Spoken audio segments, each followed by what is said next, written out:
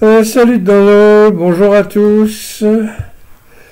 Alors aujourd'hui, on va reprendre un hymne sur lequel j'ai déjà fait une vidéo, mais ça avait été, je pense que j'ai peut-être pas dit tout ce que j'avais à dire.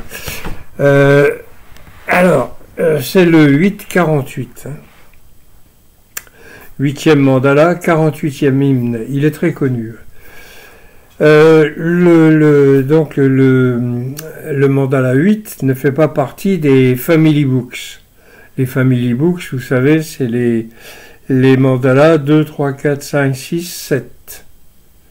Hein, et qui se terminent par la guerre des 10 rois entre le roi des Bharata, qui est une branche de la confédération des Purus. Et donc ce roi-là, Sudasa, Sudas pour les intimes, puisque maintenant on prononce plus le dernier A, et qui s'est retrouvé contre tous les autres peuples védiques, y compris les Purus. Il s'est retrouvé tout seul. Bon, alors je sais pas ce qui s'est passé réellement, mais on va voir. Les 5 peuples étaient unis contre lui, et ces 5 peuples-là se sont unis à 5 peuples qui n'étaient pas Arya, qui n'étaient pas de la même spiritualité, la même façon de voir les choses, etc. Donc c'est pour ça qu'on l'appelle la guerre des 10 rois. Bon, alors tout ça c'était les premiers, donc ce qu'on appelle les family books, parce que c'est par famille de rishi que les mandalas ont été faits. C'est une époque très ancienne, même si les hymnes ont été écrits après. Hein. On le trouve facilement parce que le Indra, par exemple, a un char avec des roues à rayons. Bon, ça, les roues à rayons, on n'en a pas trouvé on n'a trouvé absolument aucune preuve, aucune trace, rien du tout qui puisse dire que ça remonte à plus de 6000 ans. Mais les événements peuvent remonter plus loin. Bon, en tout cas, là, on n'y est plus. On est, je pense, au début de la période urbaine. Hein, et alors, une fois que tous les peuples védiques se sont réunis, se sont calmés, ont fait la paix, et puis ont travaillé dans le même sens, la période urbaine a commencé très intelligemment en disant on va construire des villes confortables, pratiques, efficaces, etc. Et comme ils ils étaient pacifiques. Il n'y avait plus de guerre, il n'y avait plus de rien, rien de tout ça, c'était fini toute cette période-là. Ils ont, comme c'était des gens intelligents, ils ont préféré se lancer dans une grande civilisation qui était la plus grande au point de vue surface de l'époque, hein, puisque l'Égypte et la Mésopotamie, c'était quand même tout petit. Enfin, tout petit, raisonnablement petit, mais c'était, voilà. Il y avait environ 5 à 6 millions d'habitants, ce qui à l'époque était énorme pour un territoire qui était grand comme 2 fois la France. Et il n'avait pas d'armée. Donc, un pays qui n'a pas d'armée, en général, il est plutôt pacifique. Hein, à moins d'envoyer les paysans ou les employés de bureau se battre aller faire la guerre aux voisins. Non, hein, quand vous n'avez pas d'armée, vous êtes pacifique. Voilà, forcément, obligatoirement. Donc, quand vous avez des problèmes avec les voisins, on va pas aller faire on va d'abord discuter. Hein, voilà. Bon, alors, je reviens donc à cet hymne-là, qui est donc de cette période-là, probablement, à mon avis, c'est ce qui semble le plus logique, à peu près de la même période. Le 9e mandala a été fait à peu près à la même période, en comprenant des hymnes qui viennent de toutes les périodes anciennes, de toutes les périodes présentes et anciennes. Voilà. Mais dédicacés à Soma, le dieu, la boisson déifiée. Celui-là, cet hymne-là, est un hymne à Soma, dans le 8e mandala. Pourquoi il n'a pas été mis dans le 9e, je ne sais pas. Alors, c'est de la famille Kandva. C'est une vieille famille qui a duré, qui dure depuis longtemps. Et peut-être qu'elle existe encore, enfin je ne sais pas. En tout cas, les Bharata, c'est eux qui ont donné leur nom à l'Inde moderne. Un Bharat, quand vous voyez que les Indiens n'appellent pas leur pays India, parce que ça c'est de l'anglais. Quand ils parlent leur langue, ils disent Bharat, Bharata. Voilà. Bon, alors je vais y aller. Alors le rishi, donc Praghata Kandva, donc une famille traditionnelle, on va dire. Bon, voilà. Vous avez 5 maîtres, dont le Trishtup et le Prangti, mais bon, une fois traduit, ça correspond plus à rien. Mais si je les ai laissés quand même quand j'ai fait la traduction pour ceux qui voudraient travailler sur la métrique, parce que peut-être qu'il y a aussi des indications en fonction de quand apparaissent certains maîtres et d'autres disparaissent. Bon, enfin pour moi c'est un peu secondaire, mais pour d'autres peut-être pas. Bon, allez, on y va. Moi qui ai de bonnes pensées, j'ai bu de cette boisson qui fait de bons sacrifices, qui est la meilleure pour trouver l'euphorie. Tous les dieux et les mortels disent qu'ils accourent vers le doux. Je relis. Moi qui ai de bonnes pensées, j'ai bu de cette boisson qui fait de bons... Je reprends. Oh, c'est mal parti. Moi qui ai de bonnes pensées, j'ai bu de cette boisson qui fait de bons sacrifices, qui est la meilleure pour trouver l'euphorie. Point. Tous les dieux et les mortels disent qu'ils accourent vers le doux. Alors, moi qui ai de bonnes pensées, bon, ok, j'ai bu de cette boisson qui fait de bons sacrifices, ça c'est le soma, qui est la meilleure pour trouver l'euphorie. Je vous garantis que oui. Je vous le garantis. Pour trouver l'euphorie, on peut difficilement faire mieux. Tous les dieux et les mortels disent qu'ils accourent vers le doux. Le doux, c'est le soma, bien entendu. C'est le mot, c'est un mot sanskrit madhu,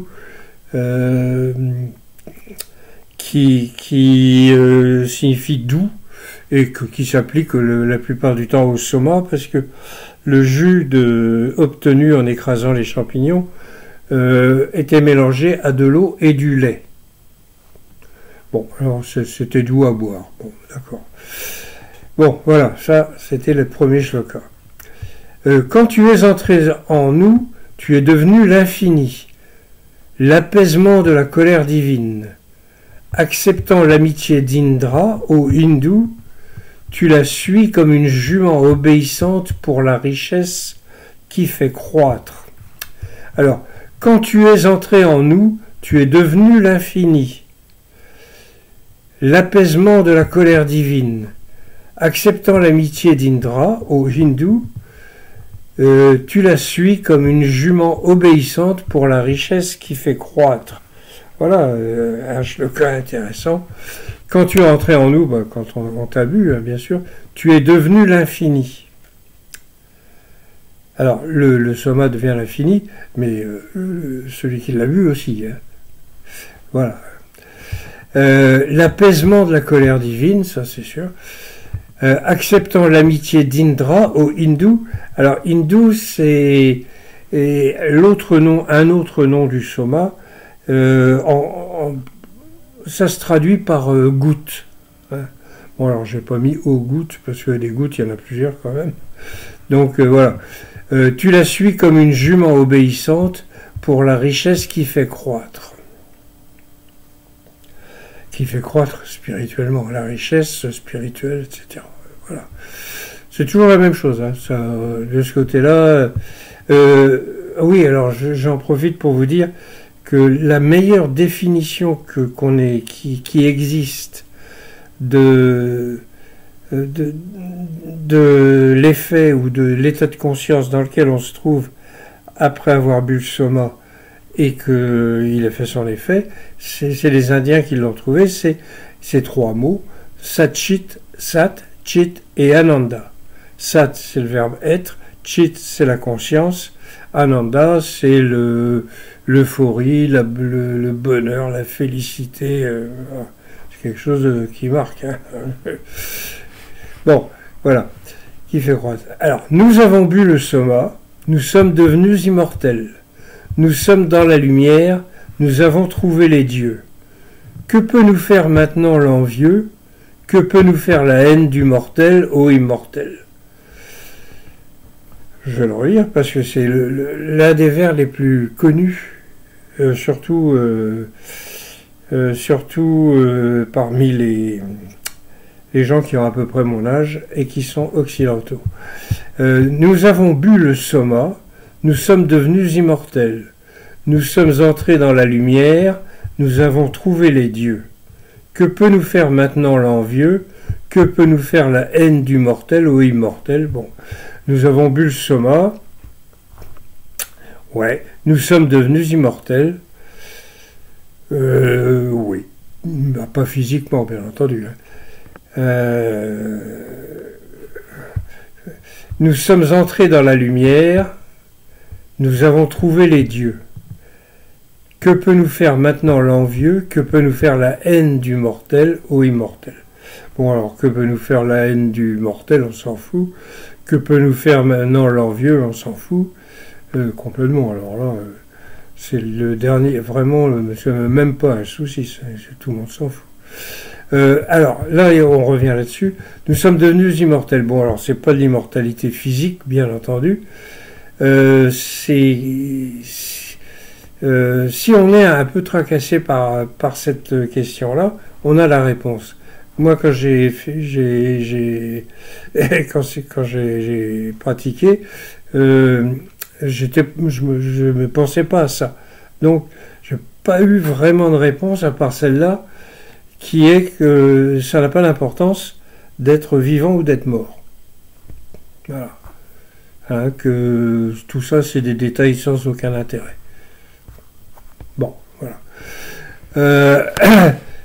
Donc peut-être que c'était lié à ça, mais ça faisait partie des tas de choses que bon, okay, bref, pour moi, ça avait duré 12 heures. Là, dans le cadre des sacrifices védiques, ça dure 18 heures. Vous avez le temps de voir, de repasser en revue tout ce que vous avez à faire. Voilà. Que peut nous faire l'envieux? On s'en fout. Que peut nous faire la haine du mortel? On s'en fout. Voilà. Sois le bonheur dans notre cœur quand nous te buvons, ô hindou, comme un père pour son fils très cher, comme un ami pour son ami, comme un sage qui fait traverser et qui est vénéré par beaucoup. Prolonge notre vie au soma pour vivre. Alors, Sois le bonheur dans notre cœur quand nous te buvons, ô hindou. Bon, ben ça c'est, hein, ça procure un immense bonheur, comme un père pour son fils et comme un père pour son fils très cher. Comme un ami pour son ami, comme un sage qui fait traverser la vie, les difficultés, et qui est vénéré par beaucoup. Prolonge notre vie au soma pour vivre. Il ne précise pas que c'est pour vivre, que c'est la vie terrestre, hein, évidemment. Parce qu'ils ont vu, la guerre des 10 rois n'était peut-être pas si vieille que ça. Il y a eu quand même quelques morts. Et puis tout le monde finit par mourir quand même, au moins physiquement. Bon, on continue. Ces gouttes d'une splendide apparence, quand elles sont bues, donnent la vastitude. Elles nouent mes articulations comme les sangles le font pour un char. Qu'elles protègent mon pied vieillissant et qu'elles empêchent ma chute. Alors, ces gouttes d'une splendide apparence, splendide apparence, le liquide était brunâtre.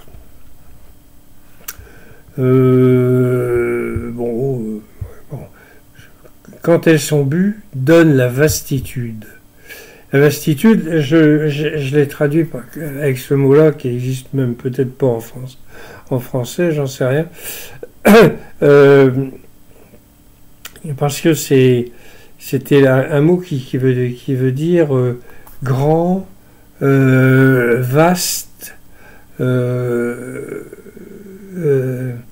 oui voilà, très large, et quand on fait l'expérience, on se retrouve vraiment dans... c'est illimité, si vous voulez. Il n'y a plus vous et le reste. Il n'y a plus que vous qui êtes la vastitude, qui êtes l'univers, qui êtes tout ça en même temps.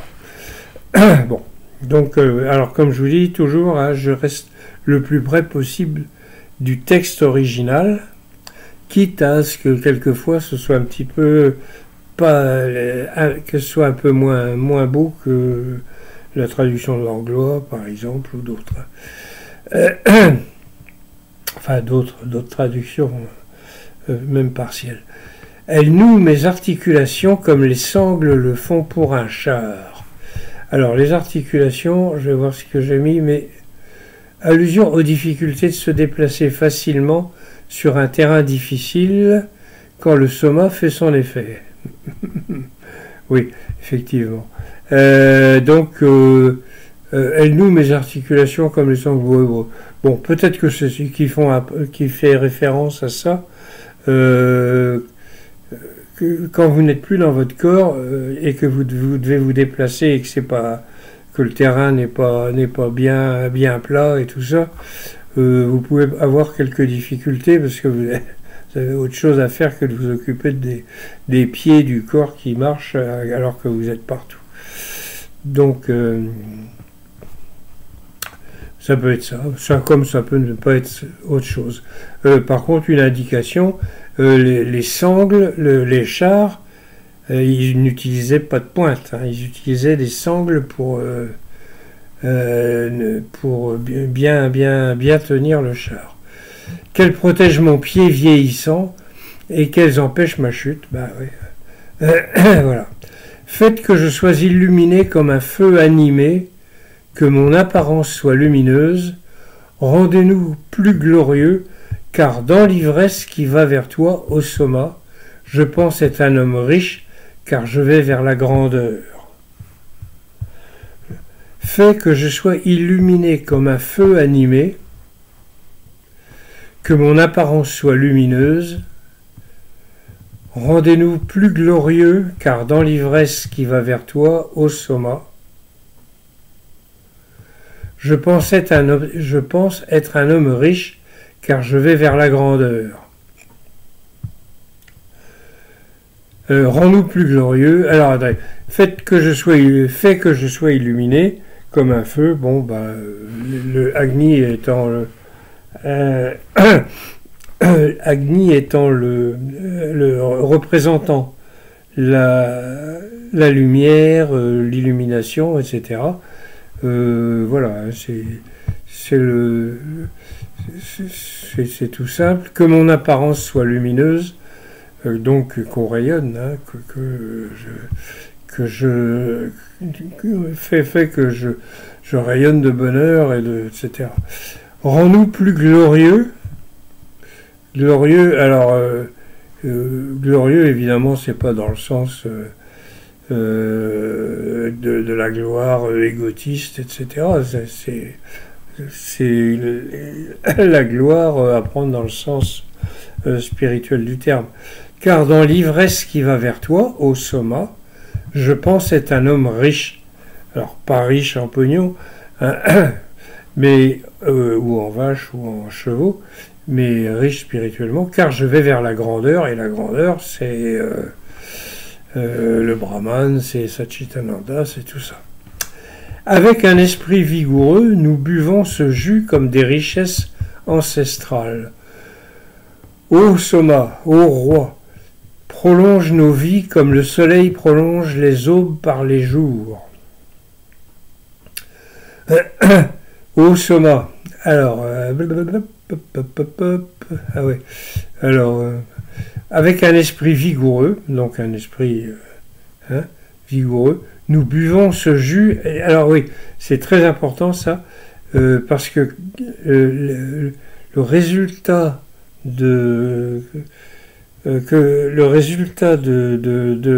la consommation de soma dépend de ce que vous avez dans la tête. Hein.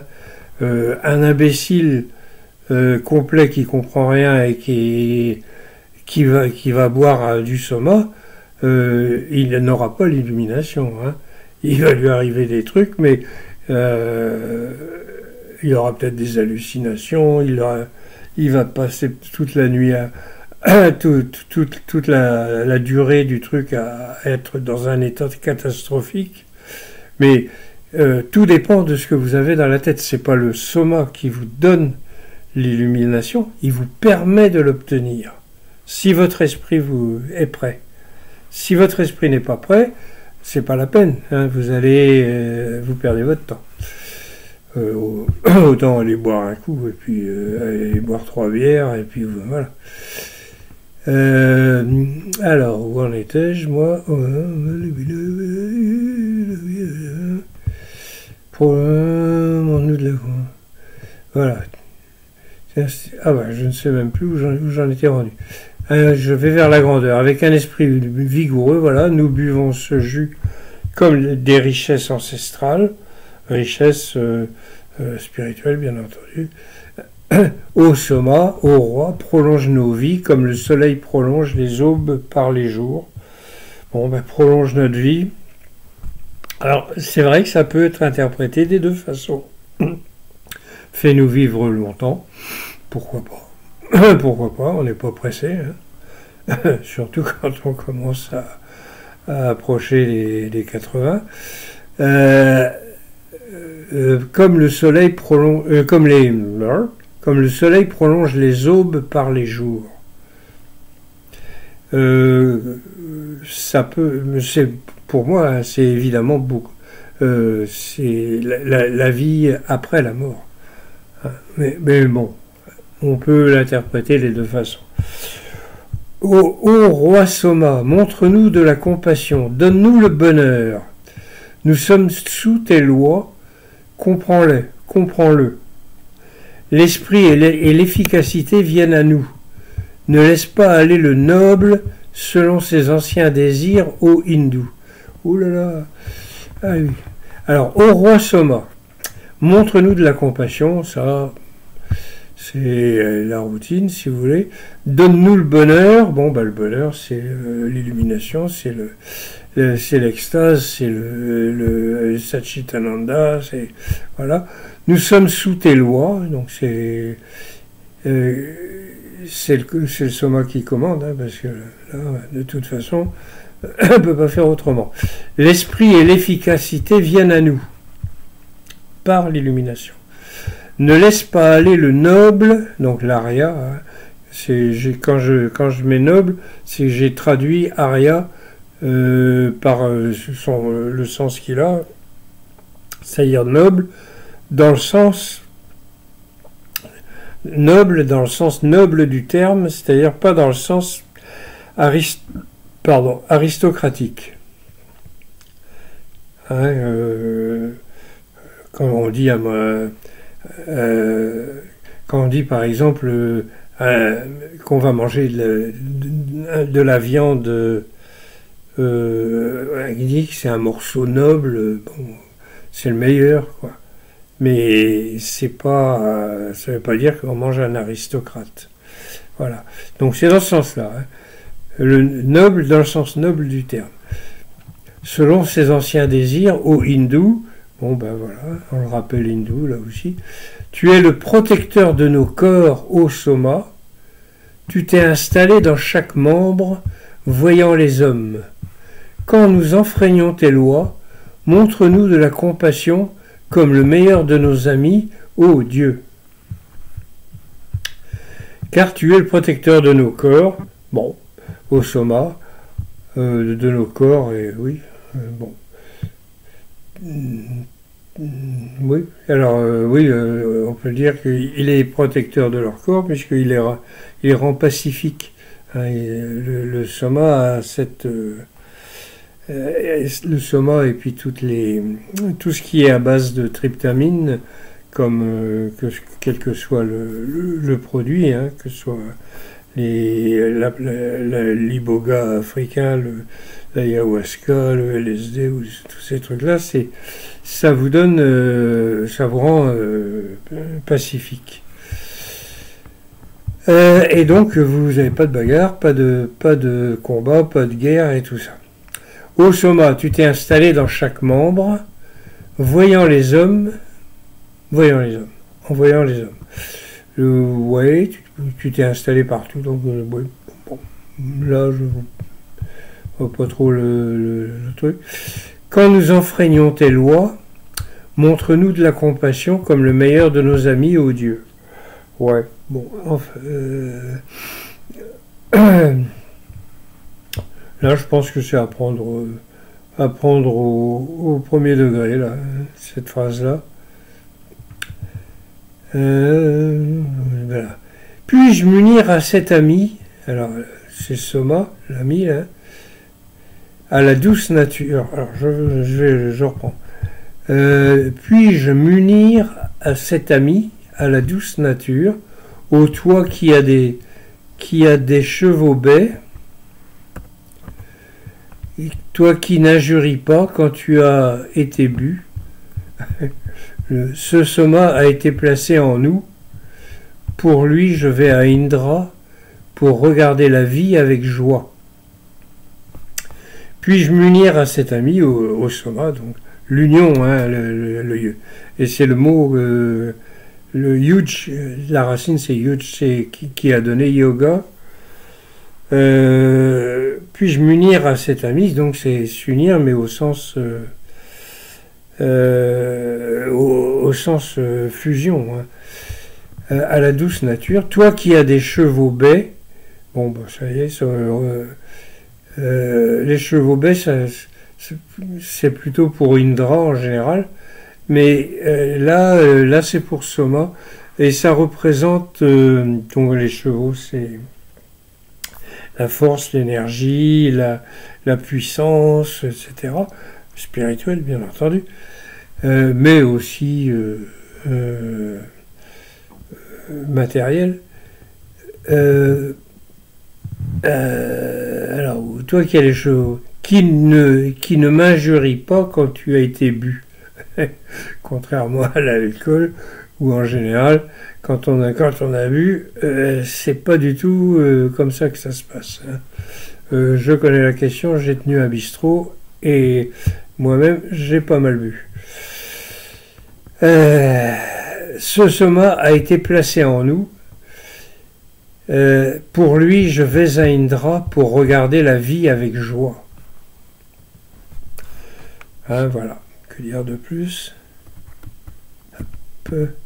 Et on passe au 11. Ah, mais il y en a pas mal dans celui-là, dis donc. Ses faiblesses et ses souffrances sont parties. Celles qui nous oppressaient ont eu peur. Le soma s'est élevé en nous, très puissant. Nous sommes venus là où il prolonge la vie. Ses faiblesses et ses souffrances sont parties. Celles qui nous oppressaient ont eu peur. Le soma s'est élevé en nous, très puissant. Nous sommes venus là où il prolonge la vie. Qu'est-ce que vous voulez que je vous dise de plus? Ô Père, alors Père au pluriel, on retrouvera ça dans le 10e mandala beaucoup plus souvent. Hein, les pères, de temps en temps, dans les anciens mandalas, on en parle un petit peu, c'est les ancêtres, hein, tout simplement, qui sont comme ils étaient comme eux, ils buvaient le soma et tout ça, ils sont devenus pas forcément des dieux, mais pas loin, quoi. Pas loin. Hein, ô Père, cette goutte, une fois bue, est entrée dans nos cœurs. L'immortel est entré dans les mortels. Puissions-nous honorer ce soma par l'offrande pour obtenir la compassion dans un bon esprit. Ô Père, donc on a vu, cette goutte, alors cette goutte ou ces gouttes, une fois bue, est entrée dans nos cœurs. Est-ce que ça nécessite une explication? Je pense pas. L'immortel est entré dans les mortels. Alors, j'ai mis l'immortel là. Mais ça aurait pu aussi se traduire par l'immortalité. Hein, c'est Amarta ou Amartia. Bon, j'ai voulu rester, dire bon, c'est la goutte qui rend immortel et qui est entrée dans les mortels. Bon, mais j'aurais pu dire l'immortalité est entrée dans les mortels. C'est voilà, hein, c'est ça les petites difficultés qu'on a quand on traduit le Rig Veda. Il y a le sanskrit védique n'est pas encore régi par les 3992 règles que Panini a mis au point il y a environ 2500 ou 2400 ans, enfin bon, quelque chose comme ça. Là on est beaucoup plus tôt, ça nous remonte à peut-être 2500 ans avant, donc le sanskrit a évolué. Hein. Donc là, donc il a une grande souplesse. Parce que ce qui compte, il ne faut pas oublier que les hymnes étaient composés pour être transmis. Alors pour être utilisés dans les sacrifices, etc. Mais aussi pour être transmis, et tout ça n'était transmis que oralement. Et donc il fallait que chaque shloka corresponde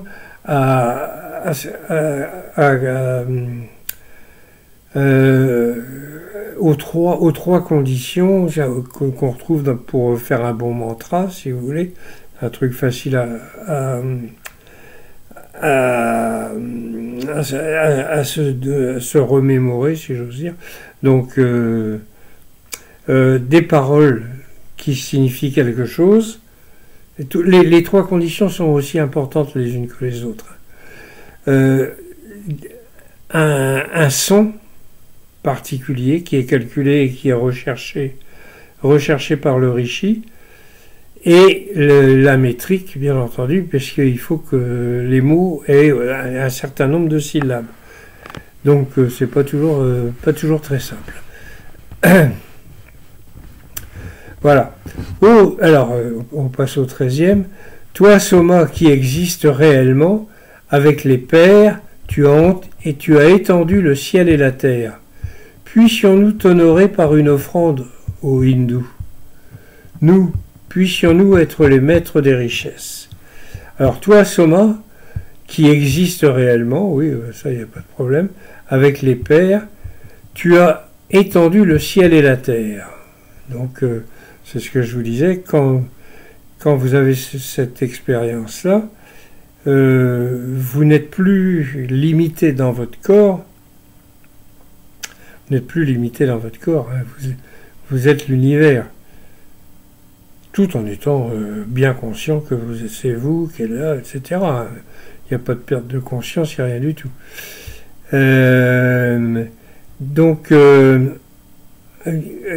tu as étendu le ciel et la terre, oui, oui, hein, c'est évident, si vous voulez. Ciel et la terre. Puissions-nous t'honorer par une offrande, oui, aux hindous. Nous, puissions-nous être les maîtres des richesses, des richesses spirituelles, ça, oui. Voilà. Donc, c'est le dernier qui arrive. Là, encore deux. Donc, Dieu protecteur, alors là c'est au pluriel, Dieu protecteur, parlez en notre faveur, que le sommeil ne soit pas notre maître ni ne marmonne. Puissions-nous proclamer toujours la connaissance, nous qui sommes aimés du soma, les bons héros. Dieu protecteur, parlez en notre faveur, que le sommeil ne soit pas notre maître, ni ne marmonne. Oui, qu'on soit éveillé, quoi. Puissions-nous proclamer toujours la connaissance, nous qui sommes aimés du soma, les bons héros. Nous sommes de bons héros, parce que l'héroïsme n'est pas d'aller écraser la gueule du voisin, c'est l'héroïsme, au contraire, c'est de chercher en soi-même et de s'élever. C'est comme ça, c'est ça qu'ils entendent par héros dans le Rig Veda. Toi, ô Soma, tu donnes l'énergie de tous côtés, et pas n'importe laquelle, hein. Toi qui es illuminé, toi qui connais les hommes, entre en nous. Toi, avec tes puissantes aides, protège-nous de devant ou de derrière. Alors, toi, ô Soma, tu donnes l'énergie de tous côtés. Toi qui es illuminé, tu connais les hommes, entre en nous. Toi, avec tes puissantes aides, protège-nous de devant et de derrière. Là, je pense que c'est à prendre au premier degré. Hein, toi, avec tes puissantes, protège-nous de devant et de derrière. Mais pas forcément. Voilà. Donc, c'est un hymne moyen au point de vue longueur, hein, 15 shlokas, qui est très important parce que on voit bien que c'est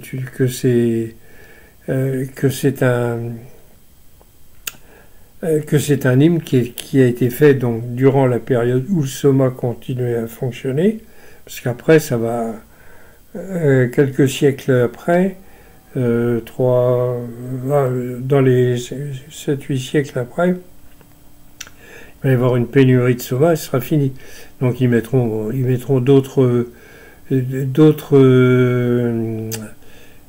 produits, d'autres plantes, etc. pour essayer d'obtenir la même chose, mais ça ne marchera pas.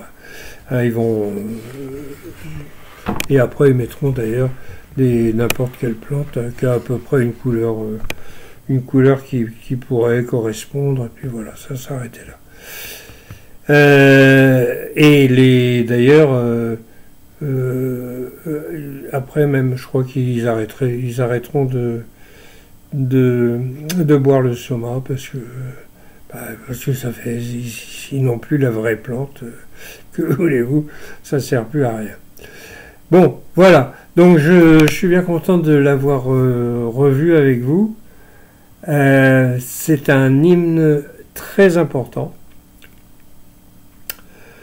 Il y en a beaucoup qui sont importants, hein, mais dans le Rig Veda, comme il y en a 1028, on peut dire qu'il y en a presque 1028 qui sont importants.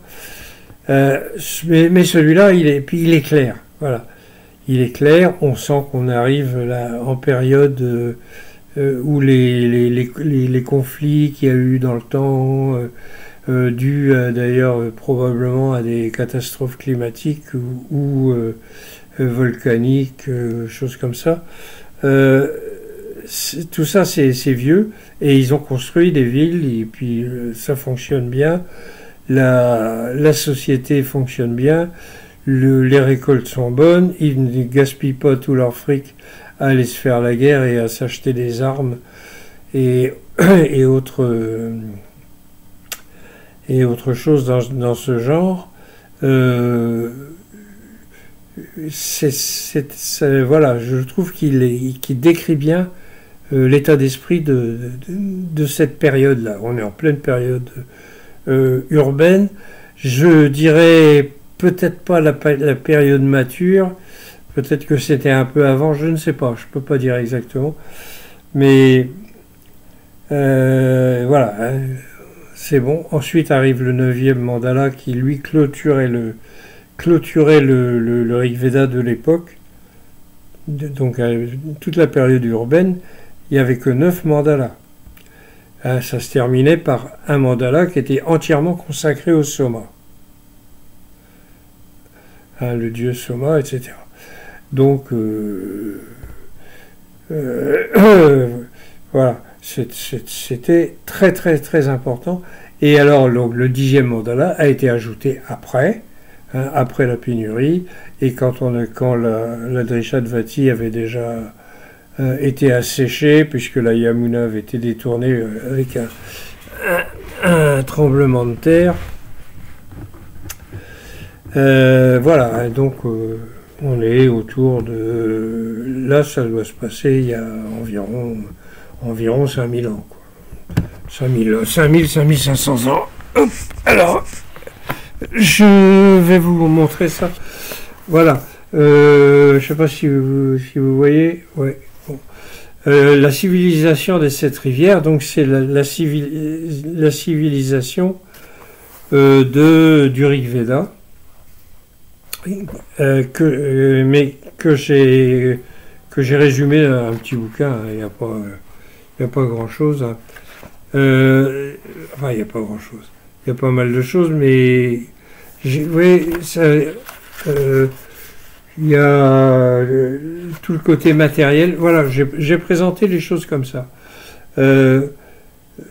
Pour étudier une civilisation, moi je pars du principe que il faut regarder deux aspects, l'aspect matériel et l'aspect spirituel. Hein, il n'y a pas de civilisation qui fonctionne sans une forme de spiritualité. Hein, toutes les civilisations qu'on a eues et qu'on a encore maintenant, il y a des dieux, il y a des dieux, des prophètes, des machins, des saints, etc. Et sans ça, c'est ça qui fait que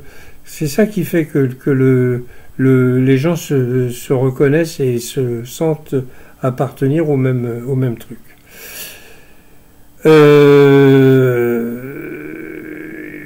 Donc oui, et l'aspect spirituel, eh bien, vous voyez, hein, on attaque là,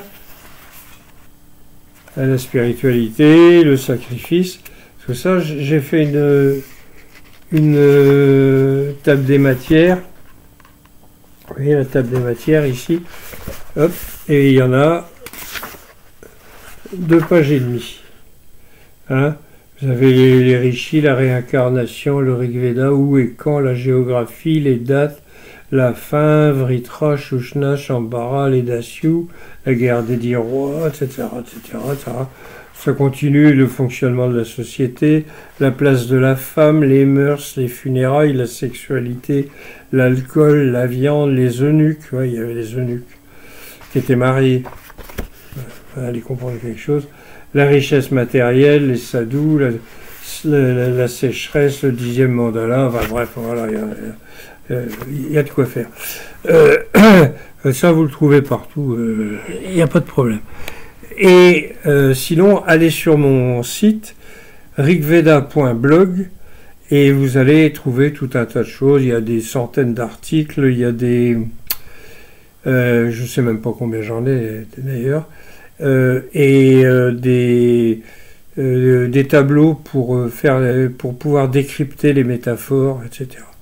Alors, je mets des hymnes, c'est en anglais et en français.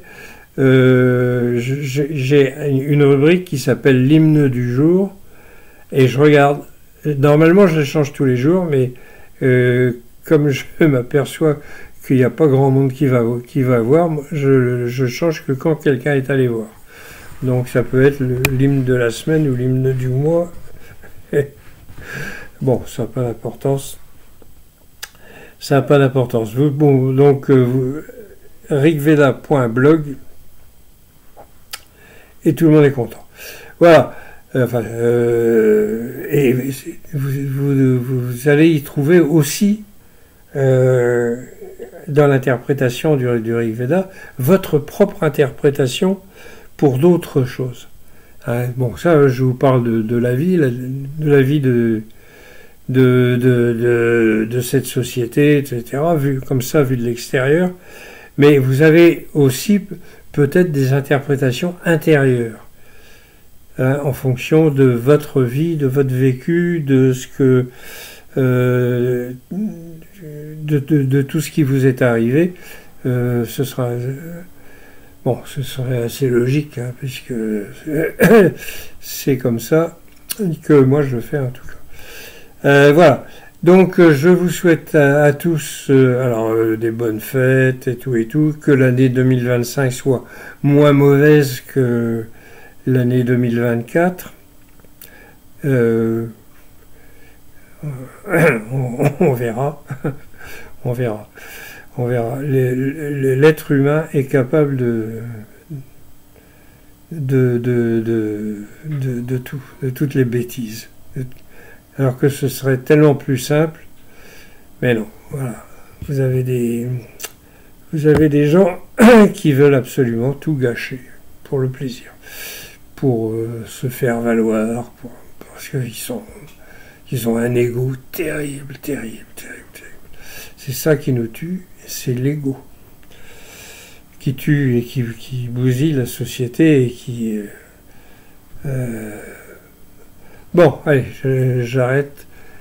Salut à tous, Kenavo dans l'eau, et à la prochaine. Je regarde si je peux couper.